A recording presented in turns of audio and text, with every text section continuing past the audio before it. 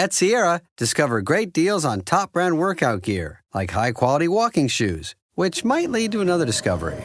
40,000 steps, baby. Who's on top now, Karen? You've taken the office step challenge a step too far. Don't worry, though. Sierra also has yoga gear. It might be a good place to find your zen. Discover top brands at unexpectedly low prices. Sierra, let's get moving. 24 chefs, 24 culinary showdowns for 24 hours straight. Which chef will outcook, outpace, outlast the competition? No chef Escapes the clock. All new 24 and 24 Last Chef Standing, Sunday night at 8. See it first on Food Network. Stream next day on Max.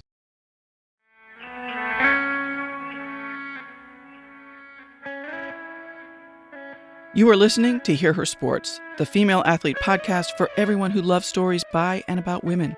In each episode, I introduce a female athlete or a woman in the business of sport. I talk to women from all over and from lots of different sports. They share what they've learned from their sport, tips that you and I can use in our own training and beyond sport. I'm your host, Elizabeth Emery. Hello and welcome.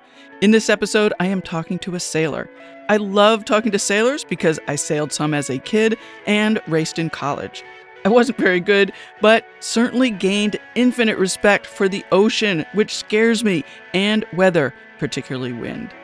Francesca, or Frankie Clapcich, my guest today, is a fantastic sailor and has had tremendous success. She is a two-time Olympian, a world champion, a European champion, Italian Sailor of the Year, the first Italian to win the ocean race, the first Italian female to compete in the Solitaire de Figaro, and she is now preparing for the infamous solo around-the-world race, the Vendee Globe. Francesca began sailing as a kid in Trieste, Italy. In high school, she studied nautical construction, then earned a degree in sports science at the San Raffaele University in Rome. Francesca then served in the Italian Air Force for 9 years as part of their elite athlete program, finishing as a senior airman.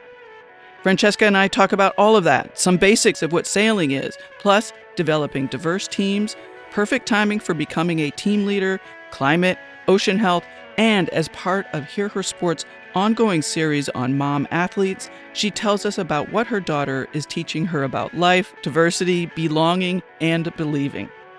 It is such a great pleasure to share this incredible conversation with sailor Francesca Clapcich. So let's say hello.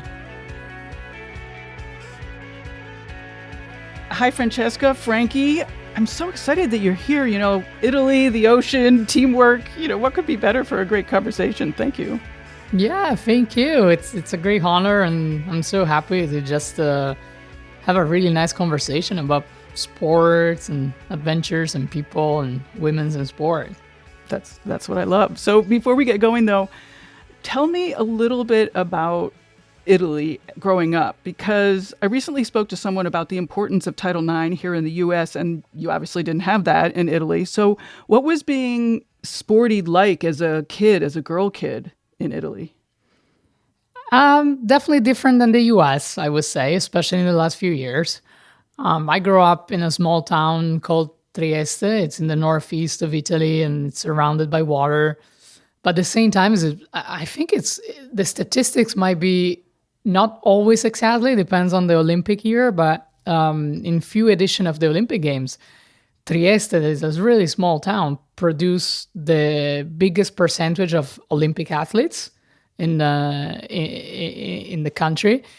It's something quite interesting compared to the number of the population. And I think that's been a bit where also I got the love for the sport in general, being so close to the sea, but also really close to the hills.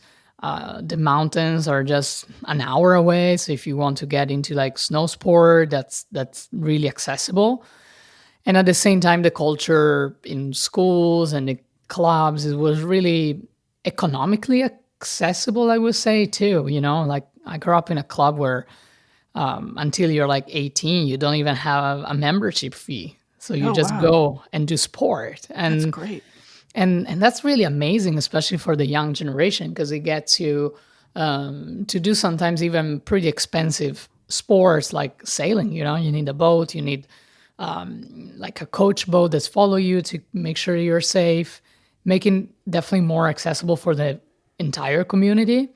So I think that's a really big difference in what I'm seeing right now living in the US, where accessibility to the sport is not for everybody, and especially in certain sports. And you come from a sport where you need a machine to compete too. It's not just your body. You need a bike or a boat or skis on your feet, and that can be really hard. And I think I was really lucky, privileged to be able to experience all that at a really young age and just fall in love with the sport in general. What I like about that is it encourages people to try a bunch of different things because there's no economic barrier at all. Yes, and it's a funny fact because when we did our filming with 11 Hour Racing, we made a film called Between Waves, and they asked me about some archive photos of me growing up, and I just have these like tons of photos that my mom sent to me of doing all different sports, like track and field, karate, basketball, sailing, skiing, soccer. And they were like, what? Like, you were not even like 12 and you were already doing all these things. And I'm That's like, awesome. well, yeah, I mean, I was either with the school team or you were getting in this, afternoon like sport programs, and they were just get you like to try some sports, and get really kind of a complete view of what it's available out there. You might not fall in love with all of them, but each of them give you some lessons and some experience and, different like work for your body, different coordination. And it's been a really fun way to get into overall sports and loving it. And that was the same opportunities for girls and the boys? I would say yes. Definitely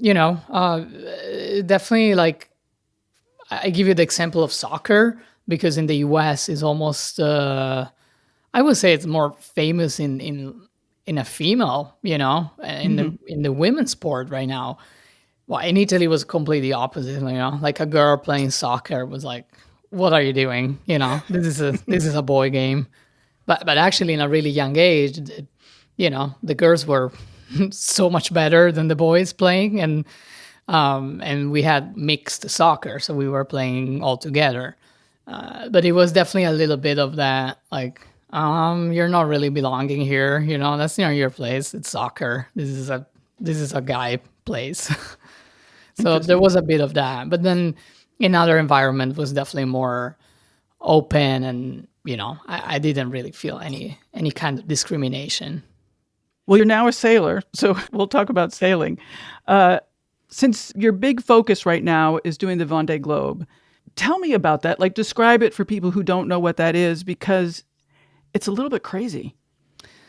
It is. I think I'm happy to go back a bit into like what is also sailing, 'Cause Sure. we might have people listening that don't really know the sport, and I love to think about the sport like a bit like track and field, There is this big umbrella, and then you have the 100 meters or, high jump or throwing stuff. It's there are some specifics in that, under that umbrella. And I feel sailing is pretty similar, I started with really small boats as a kid. And then I went into what we call like Olympic classes. So there are specific boats that allow you to compete at the Olympic Games. And then I switched into bigger boats that are allowed to sail even for multiple days and day and night. And they don't flip over because we have a big weight underneath that keeps the boat upright. So there is a massive spectrum of what you can do in the sport. And the Vendee Globe specifically is the race around the world, solo, non-stop, unassisted. That's quite a lot of statements here. But it's raced on a 60-footer boat with some hydrofoils. So we're kind of flying on top of the water. The race starts in a small town on the Atlantic coast of France. You go through the biggest capes around the world. So you go through Cape of Good Hope on the south of South Africa. You leave Australia to your left. You leave Cape Horn in South America to your left, and then you go back up the Atlantic, trying and hoping to end up again in this small town in France. So you're by yourself on the boat, so you don't have any other help from other crew members, and you cannot have outside help. So if you have a big issue on board where you're breaking something or you're even like hurting yourself, you need to deal with the situation by yourself. And in the case that someone come and physically help you on the boat, you're disqualified. So this is a bit the overview of the event, I would say. So how long will it take you? In Roughly. the last edition that just finished a few months ago in February, they beat the record. So the first few boats beat the previous record, and they finished in 64 days. So it only 2 months. takes Yeah. it only takes a little bit more than a couple of months to go around if you're fast. If you take your time and you have a slower boat, it might take more than 100 days still. So the range is pretty big, but with the new generation boats, it's something between 65 and 75 days. I hadn't realized that you were going to be racing boats with hydrofoils, because that certainly speeds things up. Yes, absolutely. And it's the kind of foils are different than the one that we might see like in the America's Cup, for example, where the boat is completely out of the water and you have like foils plus also the lift from the back of the boat. So the boat is is never touching the water. It's only flying. These IMOCA 60, these are the boats that we're racing for the Vendee Globe, has the two foils, but then the system on the rudder, that is the back part of the boat, that doesn't allow you to fully take off. So there's always a little piece of the boat still touching the water. But of course, I mean, the boat can reach more than, 30 miles per hour. So you're moving, and on the water, it feels even more. Yeah, I'm sure.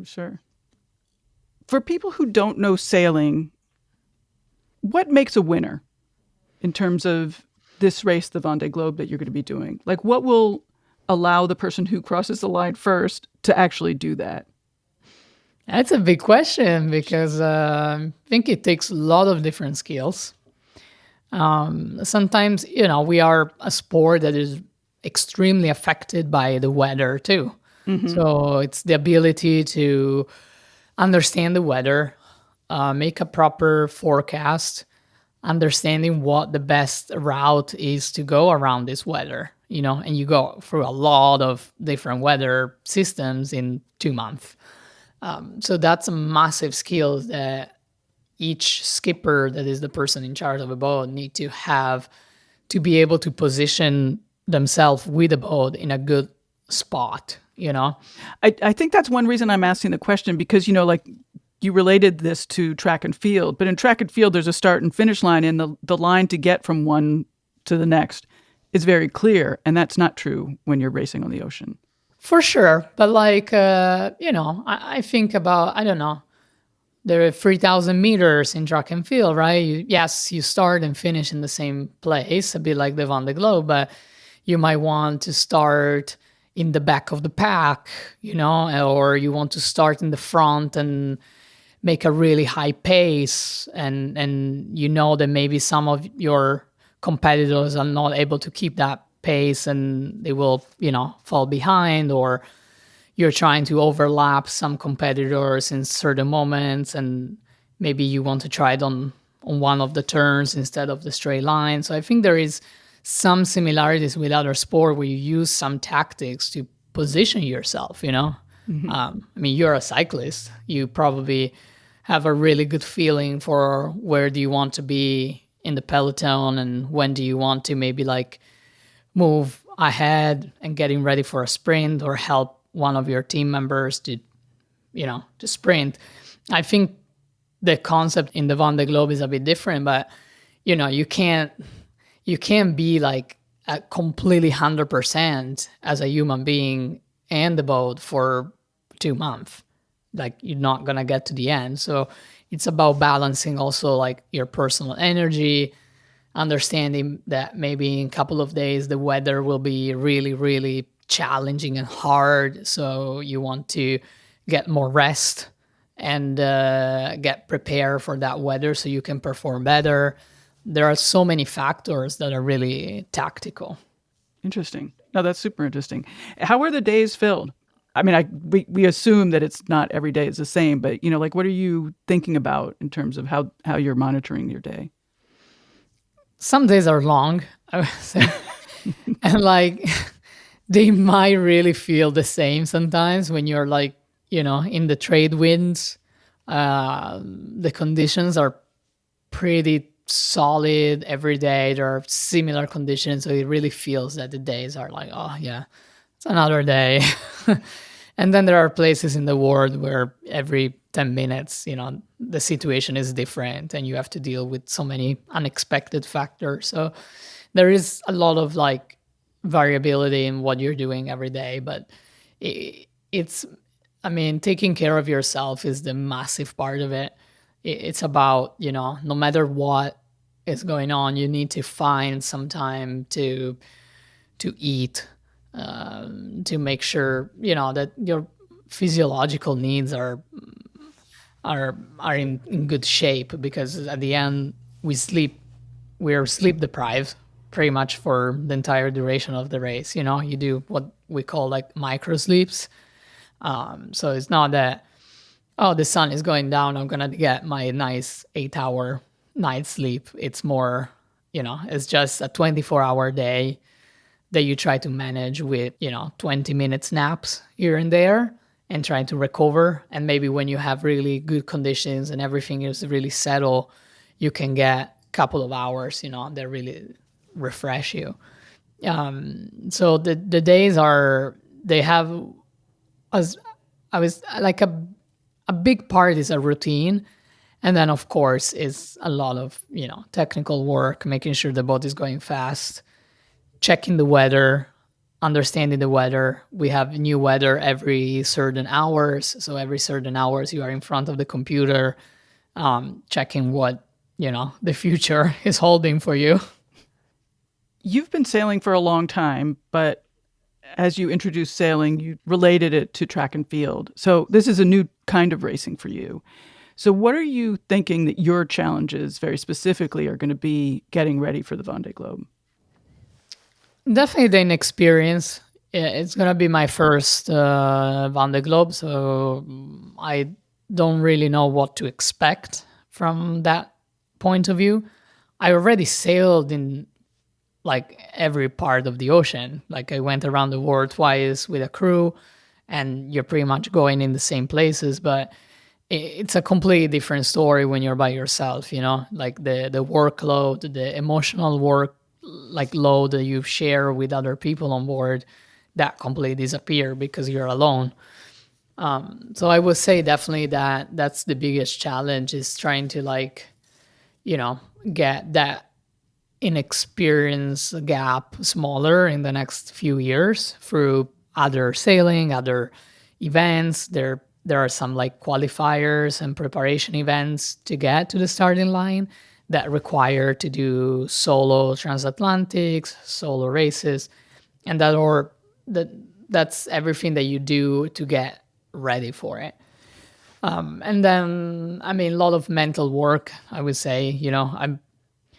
I'm quite like I would say not super patient person. So, I want to like go.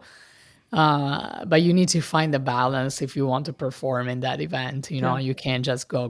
So I definitely want to work on that aspect of my personality, like finding a balance where, okay, I need to take care of myself first, and then I can take care of other things instead of doing the opposite. It's cool that this is such an all-encompassing event. You know, you're talking about having to think about your personality, but also your physicality and other kinds of training in the boat. And it's fascinating to me. Yes, because it's such a grueling event that you can't really take anything out of the equation. Like, I mean, I think the first reaction that I have with people that don't really know the race or don't really know the sport, and they're like, oh, I'm going around the world on this crazy boat for 2 months. They're like, oh, you must work out so many hours every day. You must be so strong, you know? That's one part of it. You want to be as strong as you can because at the end you're functioning better with your body, but it's almost the smallest part of a project, you know? I always think that your body really will always go wherever your brain is taking it. And as soon you're like giving up, like mentally, or you're getting extremely frustrated or emotional, well, then yes, for sure your body will fall apart too. But it's a consequence, and that's where I think that the strength is really being able to work on yourself as a person. And then, you know, there are so many aspects: the sleep, the organization of the food. You know, I mean, I grew up in Italy. Our food is pretty good, but at the same time, I'm a really simple person. So I can eat, you know, some like freeze dry pasta pretty much every day, but that's not great for your body because you want some variety, right? So organizing 70 plus days of free meals a day in small like little freeze dry bags, it's another part of, you know, of getting ready for it. So it's so many little pieces of the puzzle that you need to put together to try to be, you know, as a complete sailor as possible for that event. Have you done much solo sailing? A little bit, not that much. You know, Right. there are definitely other skippers that are they're growing up here in France and in pretty much the mecca of the offshore sailing, and they start with really small boats and then they go into like slightly bigger boats, and they are all like solo or double-handed, so they get a really pathway to this kind of racing. I grew up following a completely different journey, completely different pathway, and that brought me to do some solo sailing, but not that much. And that's why I really want to put that work in the next few years and race as much as I can and train as much as I can by myself, because I don't have that super strong background in solo sailing. I want to talk a little bit more about the preparation that you're going to be doing in 2025. But before we do that, I sort of want to ask a question of like, what's it like to be out there in the middle of the ocean? And that question to me feels more philosophical or experiential. So I'm not exactly sure how to ask it, but try your best to answer what I've asked. It looks really cool out there when you Yeah. are out there. I feel that it's one of the privileges that I have as an offshore sailor is being able to live that, experience that, and hopefully being able to like bring it back and share it with people that are not able to be out there. And you know, one of the most special moments is where you leave, you know, you leave the dock with your boat and you start racing and you get going towards the horizon, and suddenly the ocean becomes bigger and bigger and land start to become smaller and smaller, and then land completely disappear. And at that time it's like, oh, that's, you know, that's the reason I'm out here. It's just so special. There's nothing else that really gives you that emotion of not seeing land anymore, not smelling like the grass, the land, and just being surrounded by water and sky, and you know, the best nights with stars and moons and, you know, incredible skies. I always experienced it in the ocean. And the most frightening, you know, we've been in a full like electrical storm for a few hours, and it was like terrifying. So it's the two sides of the medal, but it's so special that you can see just the sun going behind the horizon and seeing coming up from another horizon, and that's something that only the ocean can give me, really. Do you run into animals, wildlife? Yes. Luckily, yes. Means they are still out there. Yeah, yeah. I mean, definitely you can see whales and dolphins. Dolphins are just like, they just love playing with sailing boats. So Oh, really? Wow. yeah, so they're just kind of getting really close and jumping around the boat, and it's really, really nice. And definitely other, wildlife. I mean, sometimes you might see a shark or turtles, different like flying fishes in some part of the world where they're, sometimes they are flying, unfortunately, in the boat, and not always you can realize that they are there. So after a few days, you're like, what is this smell? And there is a poor little flying fish stuck in some of the bags, but birds, there are really a lot of birds, and in the Southern Ocean you can see like albatross, that there are not so many other opportunities in the world to see that, and they're as big as the boat sometimes. You're like, Wow. they're flying in front of you, like, okay. It's a flying dinosaur there. And what about how connected you are? I mean, I know now you're certainly more connected than, a decade ago, but how are you connected to people outside of your boat on land somewhere? We definitely, we are so connected overall as humanity, and that's definitely got transferred in our sport too. We have satellite connection. Potentially, you could be like FaceTiming your family and friends from the boat, like all day long. But it's quite of a controversial, I think, issue, because part of the sport it is really against it, I would say, and think that all the romantic side of the sport is gone because we are so connected, because we can send out so much media and photos and videos. And then the other part of the sport is like, this is amazing because we feel that we can really be part of it, like we can bring storytelling nowadays that was not even imaginable like a few years ago, because it was like, okay, I can maybe send a really low quality photo and it might get on my communication team in 3 days, or maybe not. And now you can send HD 4K videos in few minutes, and with a full kind of movie style, absolutely telling the story of what's going on. And we're only like 40 of us racing around the board, so there are not so many people that can experience that. So being able to bring that to the community, to all the people that loves you and they're following you, or they're just like so in love with like the ocean and sailing and what it looks like being out there, and you can show that finally. So I think that's pro and cons, and it's also how we use that technology. I want to be really aware of how I'm gonna use it, and like we're already so stuck on our phones and our email inbox, and like when we are on land, and I definitely don't want to bring that when I'm offshore. So there is a balance. Where do you leave? Things you can absolutely leave on land. I'd rather leave them there.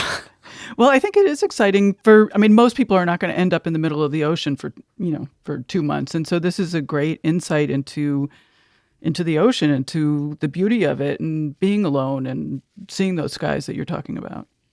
Yes. And, it's also a way for me personally, and I know other sailors, other skippers also doing like a lot of great work on, raising more awareness of what's going on with our planet too. We keep talking about, ocean health and how it's important to take care of our oceans and to care our planet. But if you are not able to leave the real issues and see with your eyes, sometimes it's almost hard to believe, right? And you almost feel like not motivated to do something because you're like, well, yeah, but like it's not really here. And when you race around and, you see so much pollution and a lot of like animals struggling or like plastic islands everywhere, and you see it with your eyes and you're like, well, it's real, it's out there. And we have the fortune to be there with a boat and being able to witness this and be like, yeah, it's here and we need to do something about it. And that's something that this sport, I think in particular, brings really back on land, is the massive awareness about the status and the health of our planet. Well, I think sports and athletes are a really interesting way to look at climate change because in some ways, athletes have such a unique and intimate perspective because of their cyclical nature of their training and their racing. They return to the same places year on year. And so they're seeing the changes happening in ways that other people probably aren't. I agree 100% with you. And the really interesting aspect of our sport is also the connection with, organizations and sponsors and like race and events where ocean health and sustainability are the core for a lot of that organization. Like my own sponsor, 11 Hour Yes. Racing was born with this massive goal of how do we tackle and find solution for ocean health and for the people and community that live around the maritime industry. During the ocean race, we had a full like scientific machine on board with filters and pumps that were pumping water, filtering, and all that went to labs and show results. They were able to find pretty big quantities of microplastics in the middle of the Southern Ocean. Then you're like, there is literally no one here. Like there is a point in the middle of the Southern Ocean that is called Point Nemo that it's so far away from any form of land and humanity that the person that, like the human being that is closest to you in that moment, it's in space. Wow. And still they found like a lot of plastic in the water. You might not be seeing it with your eyes because you're, in, I don't know, 20 feet waves and 40 miles per hour winds, but the water and the filters are not really lying on that. And I think we have now the capacity with all these like partnerships and a lot of technology to really bring back that point of view, like 10 years ago in the same place in our ocean, the status of the water was X and Y and Z. And now 10 years later, it got way worse. And it gives you also a bit of a scale of like the dimension of the issue. Mm-hmm. For you personally, like your personal story, what has been the biggest change that you've noticed over the years? Definitely the weather system. I mean, it's also wow. something that as a sailor, touch you really personally because, you might go through your like historic and statistics about certain places in the world and you think about, okay, this can be the strategy. We know that in this area there might be less wind than here, but it kind of followed, like certain patterns that has been there, I don't know, since we are on this planet. And it's changing a lot. It's changing in really I would say almost random ways, like the weather is getting way more uncertain. The weather models that normally have, a pretty high like definition and you can pretty much know what you're going to expect from, in 2 days or 3 days. Right now they became really uncertain. And that happened literally in the last few years. And, we are seeing in the US how much of this catastrophic weather is happening. And it is predictable, but not always. And sometimes the strength and the power that the weather is bringing is not that predictable. And the same is happening in the ocean, even in really kind of normal pattern where the low pressures are here all the time, the high pressures are here all the time. Well, yes, but it's changing. Right. Yeah, interesting. Well, I said I was going to ask you about your 2025 racing. What do you have planned for this year, the rest of this year? Yeah, so this year has been a really interesting one, first of all. We are only, not even mid at the equator of the year. And we just announced my partnership with 11 Hour Racing as a sponsored athlete for the next few years. That's for me has been extremely exciting because it's literally the first time in my entire career that I have, a big sponsor supporting me in this way and completely believing in the same way I want to do a project. And I'm 37, so I feel I'm still on the pinnacle of the sport, and I want to still do it for a few years. And finally, it's almost like I got to a point where there is some maturity, and with a big sponsor behind, we're shared values and idea, and we want to do this together. So it definitely happened a few months ago, and since then it's going pretty fast and it's getting really busy. I'm gonna be sailing with the Upwind by Merconsa. That is a trimaran team with an all-female team on board until June, and then from June until the end of the year, it will be really a big transition into my own project. So with the goal to do my first double-handed event at the end of the year. So it means that we're going to be 2 on board, and it's a transatlantic race called the Transat Café L'Or. The start in France, and it gets all the way down to Martinique.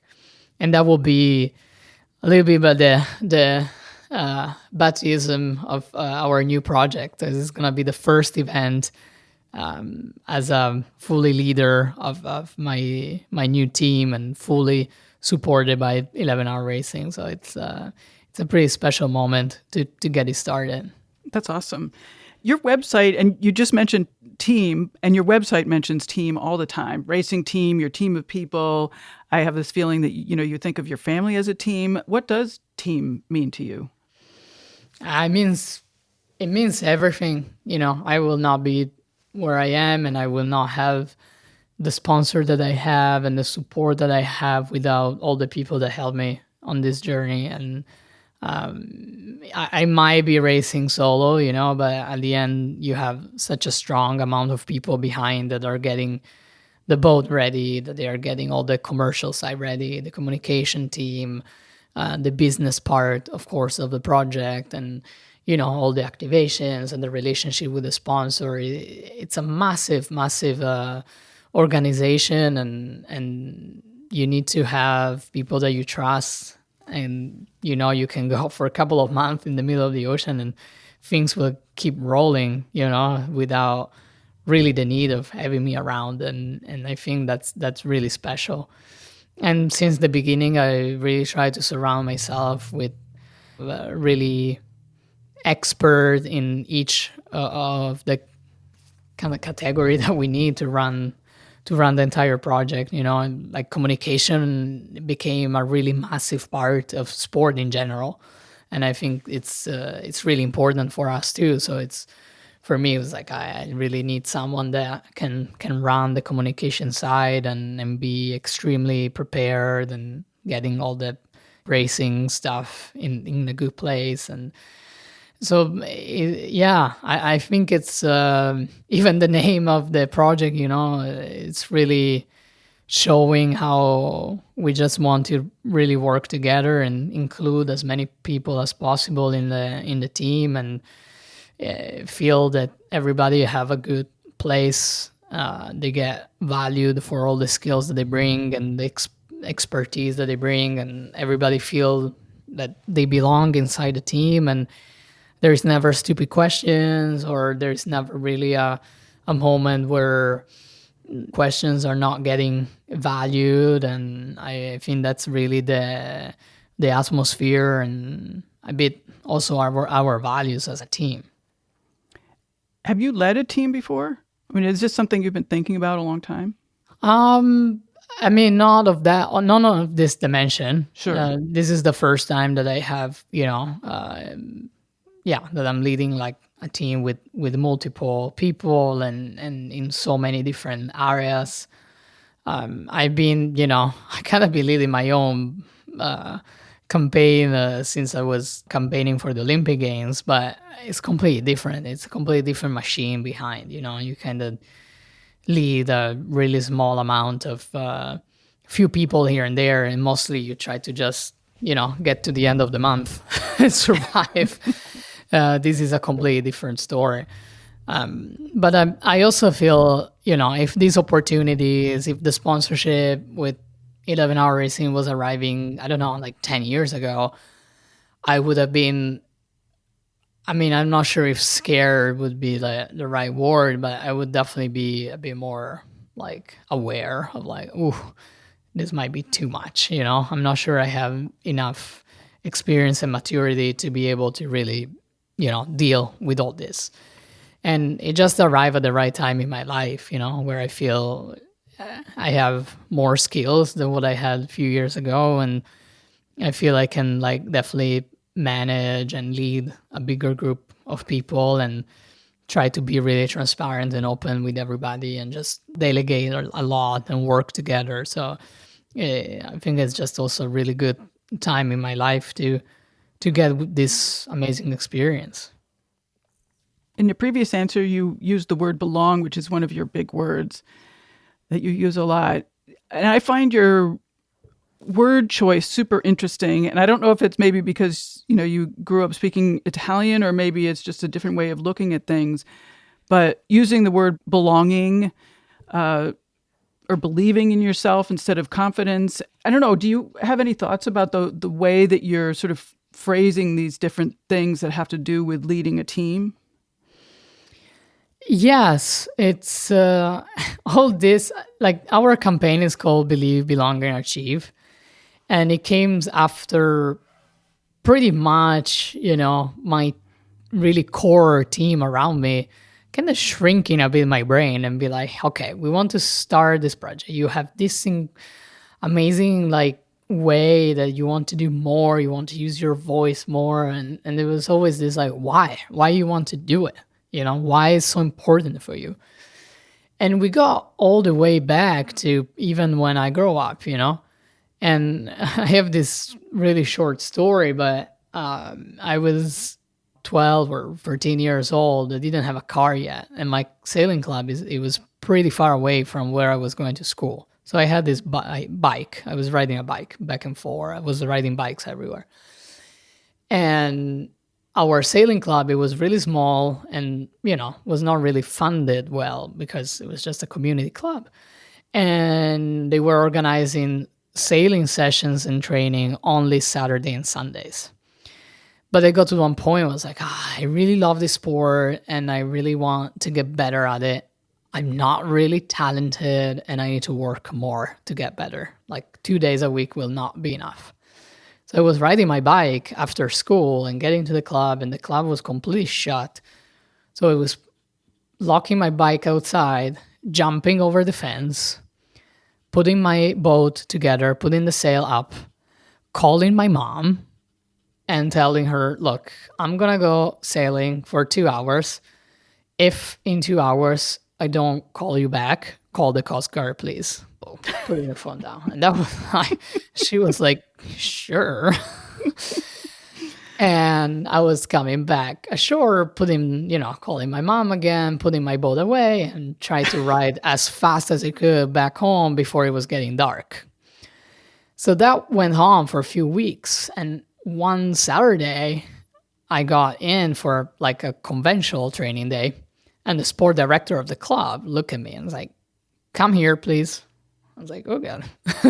When you get called to like the principal office and is it a good thing or a bad thing, And I was like, do you know we have cameras around the club? Oh, no. I was like, oh, really? What do you mean? I was like, well, we see you jumping the fence. And what are you doing? And like in that moment in my brain, it's like, they're going to yell at me and punish me and tell me like I'm done, I'm just doing something that I was not supposed to do. Instead, he said, why you didn't tell us? We want to help you. Let us help you. Let us make it safer. It's hard to go out, and if it's windy, and like what happened if you break something? There's no one there with you helping. It's like not safe. How can we help? And that was really the first like spark of like, wow, like these guys really, really believe in what I can do, I want to do more, and they're like here just trying to help me doing more. And that really shaped a lot of, what then came next. I was able to train more and get more support and, blah, blah, blah. And I got to the Olympic Games. And I know if I was not putting the work into it, I would not get there.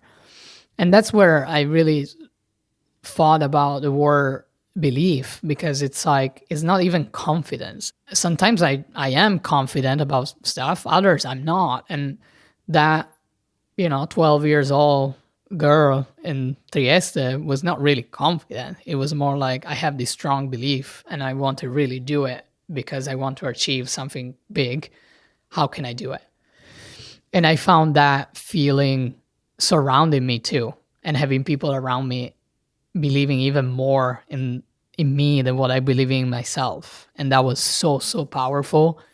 And it made such an incredible change in my own life that is something that I feel I just want to be able to create for someone else and for my own team and for people that are part of my team.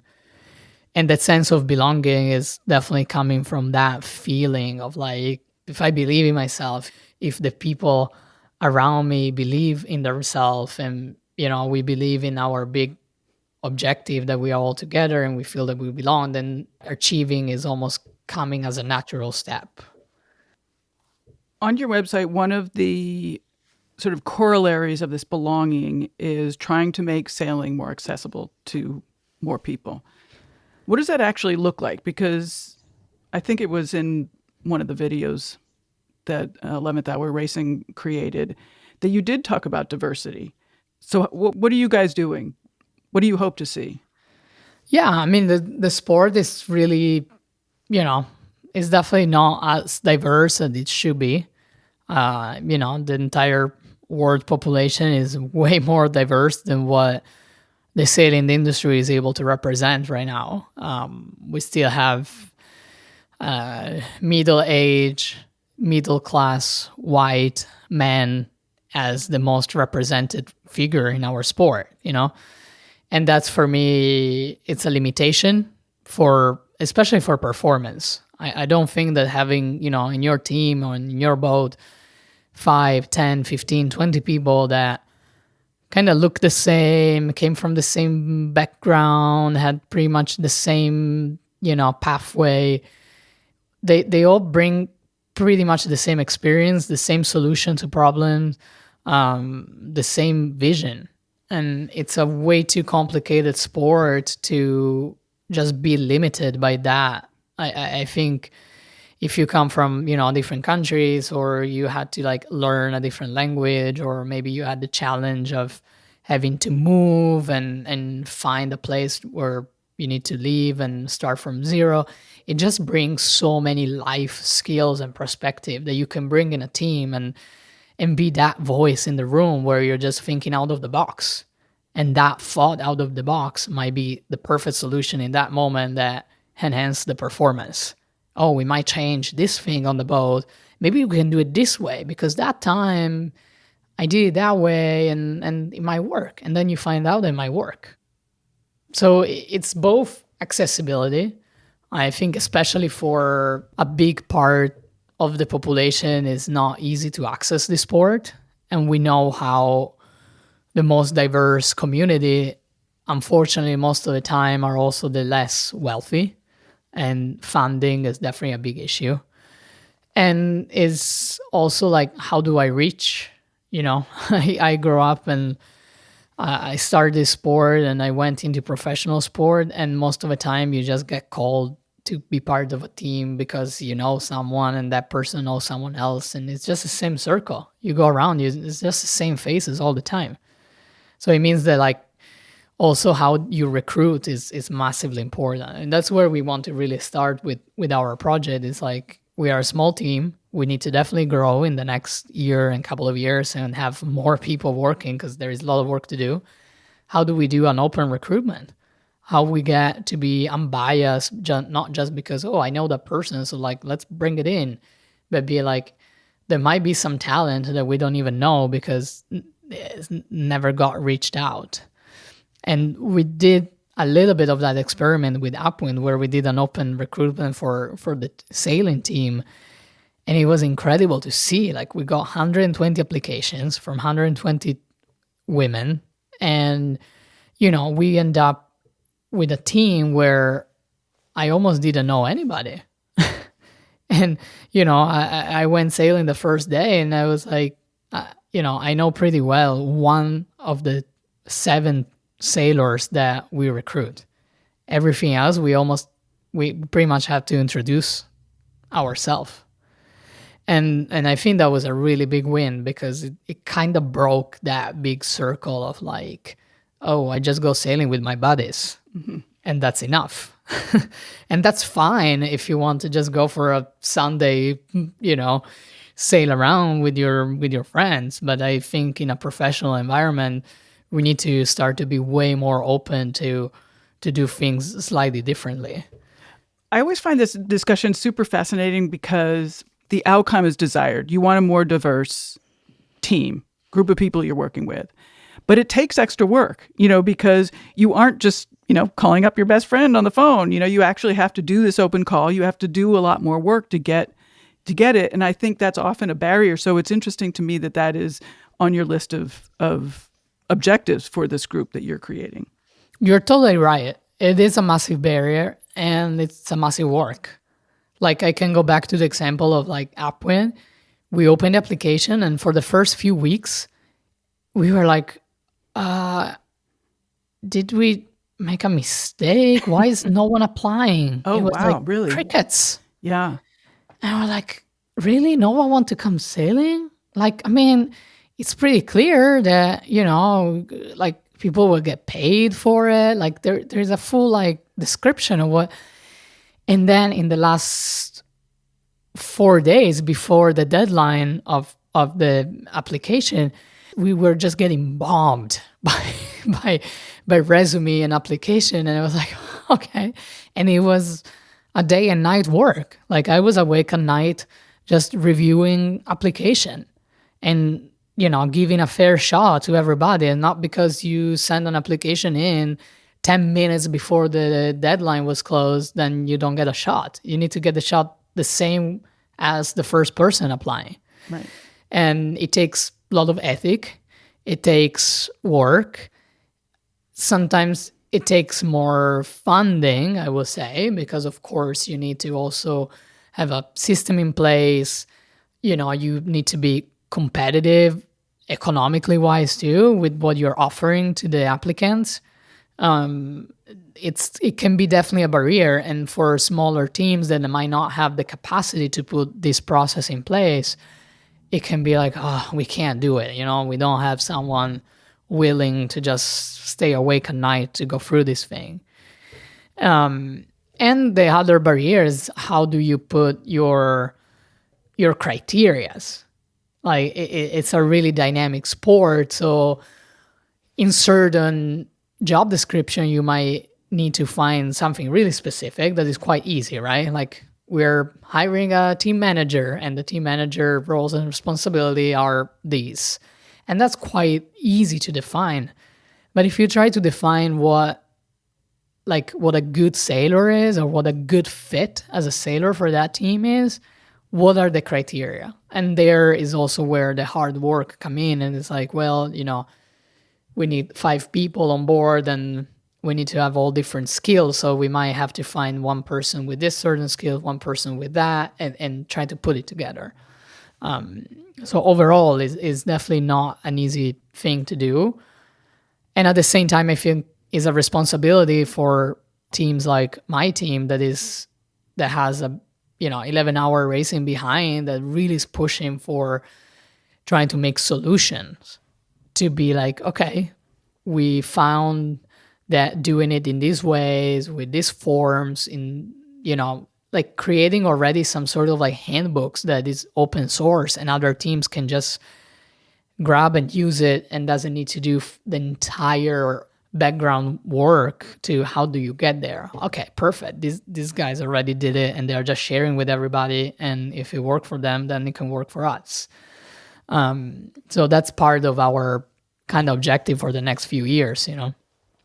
Are you doing anything sort of further down the pipeline? Because this project is pretty high level, and to make sailing more inclusive going forward, it would be nice to have sort of an education pipeline so that you're getting kids, for example, and finding a more inclusive group of kids that are starting. Yes, it's definitely part of our, we call them like pillars, but it's really like the base work for, advocacy, I would say. So we start from some education through, workshops, and we want to create like a sailing instructor platform where we want to include a module in the sailing instructor training that already exists, like for the same federations. Like, how do we enhance belonging in teams so we can perform better? And that really can start at the grassroots, the little kid that show up in the club, and sometimes they start with the coaches. Like, how can you make all these kids feel that they belong in this environment, and few of them are just not left out because, I don't know, we all been that kids or maybe saw that kids when we grow up, and it's ugly. We're all there for the same reason, to be in a safe space, to learn something, and hopefully to do a sport that gets us access to the water, to the environment, and get some love for a sport that is beautiful. So it starts a lot with education and how we educate from grassroots to elite level, like this sense of belonging, no matter if it's a community sailing center or the top Olympic team. It's just needed overall for the best performance of each individual and for their own safety and wellness. And then, for sure is trying to get that to more people, and that people advocate for also their own cause. I always tell a lot of my friends and other sailors, I'm like, look, we have a website, we have access to media and social media. If you are really keen to talk about something, if you're really like pushing for something, just use our platform to do so. If you need to get more outreach, because that's a big power that bigger teams and more funded teams can have. And some of them are like, really? Can we do that? I'm like, yes. I mean, it's not, we need to find a way to like help each other more than just be one against each other, because at the end we all want the same, and then that's a bit the start of what, collective action, and how can we do more together. There are already other associations that are doing so much work in our sport, for women's, for the LGBTQI community, just to bring communities of colors that unfortunately are not really representing our sport. There are a lot of other associations that are doing so much work. How can we just help each other to elevate each other's work? Because we're all doing good work. I really appreciate your perspective on that. And I'm excited to follow what happens with this project, because the way that you word things, I think it's going to be really interesting, because it sort of flips it flips my way of thinking about things. And I'm excited to see how that ends up. I hope so that it's a challenge. I love challenges. Of course. That's the reason I'm trying to do the Vendee too. It's a big sport challenge, but I also love the challenge that the purpose and the campaign project is bringing along, because the answers are somewhere. I don't think we have them right now in front of our faces. And it's been so far so interesting. All the conversation that I had with the entire team at 11 Hour Racing, with like the sponsorship team, with the communication team, with my own team, about like, I think we're all craving these answers, right? Like the most heard feedback that I get after, some workshop or like some interviews, like, so tell me, what can I do? What can we do?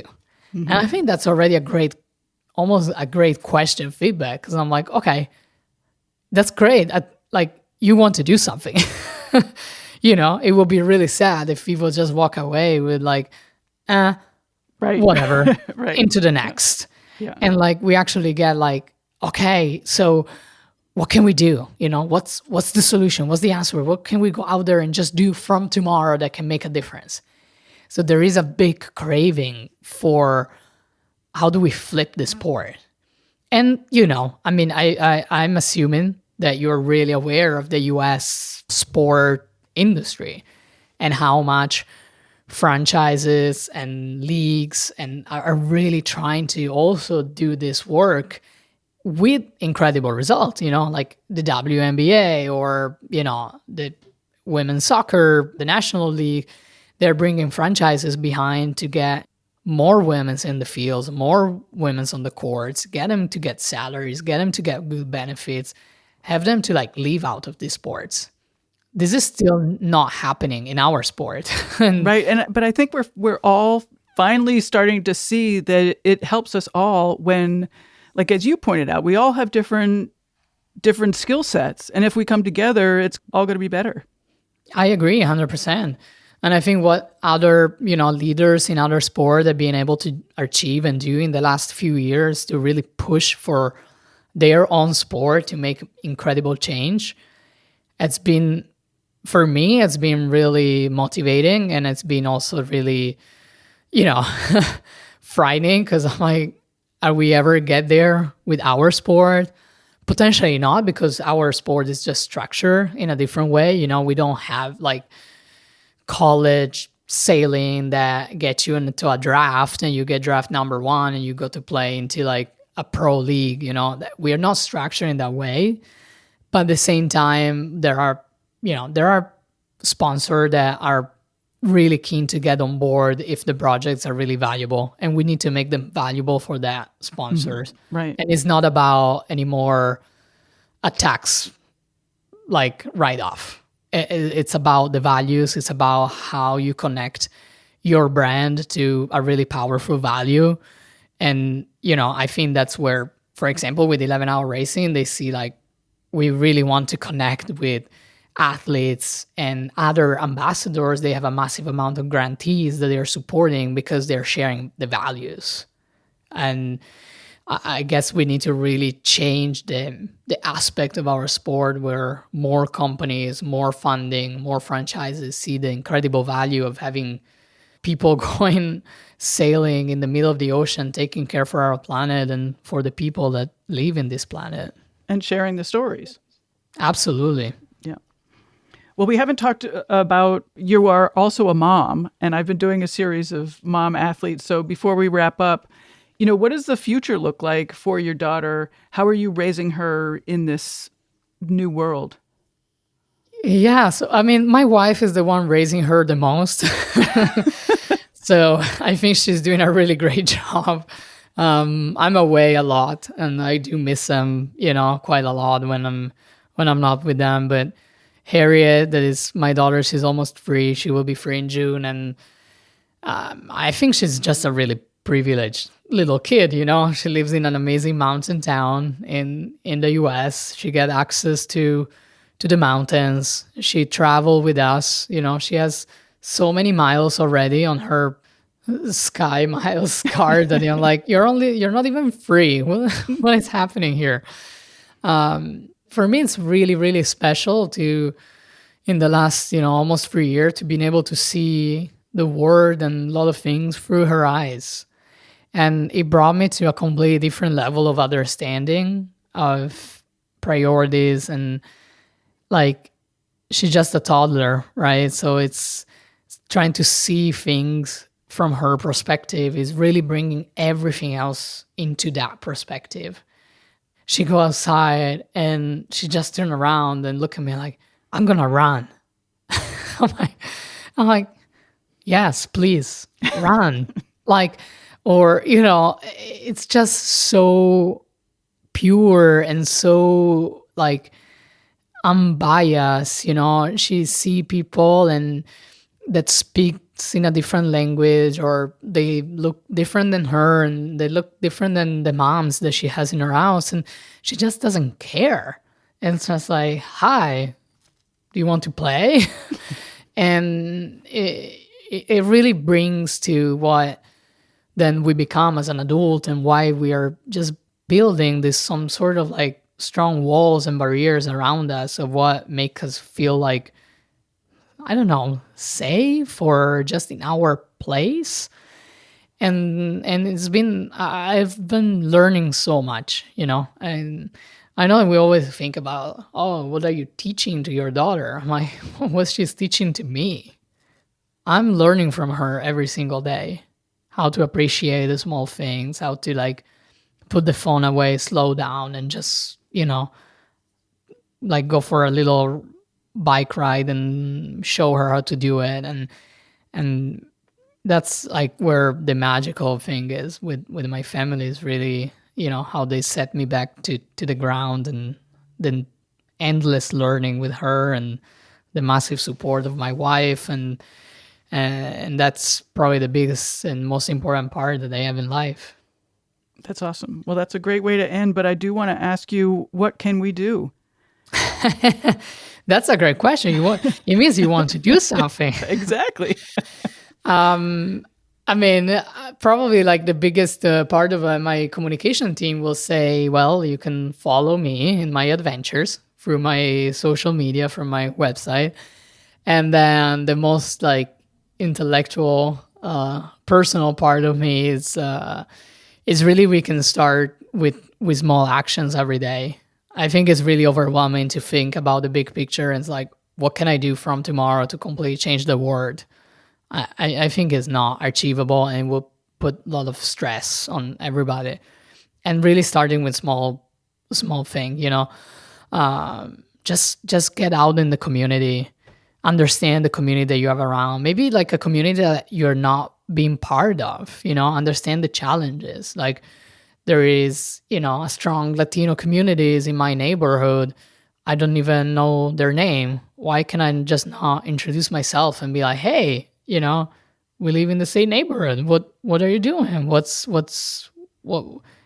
Just normal connection with other human beings, and try for one time to like kind of delete, the bias that we have towards, someone diverse, someone different, someone that might speak a broken English like I do, and be like, we all have stories, and we all love to hear stories. Go out there and listen to other people's stories. And I found it so refreshing, because most of the time, all of us have so much more in common than what we don't have in common. And that keep and bring us together so much. Well, that's a beautiful way to end. Thank you very much. And all of your info will be in the show notes. So I hope everybody follows you. Thank you so much. Thank you. This was really great.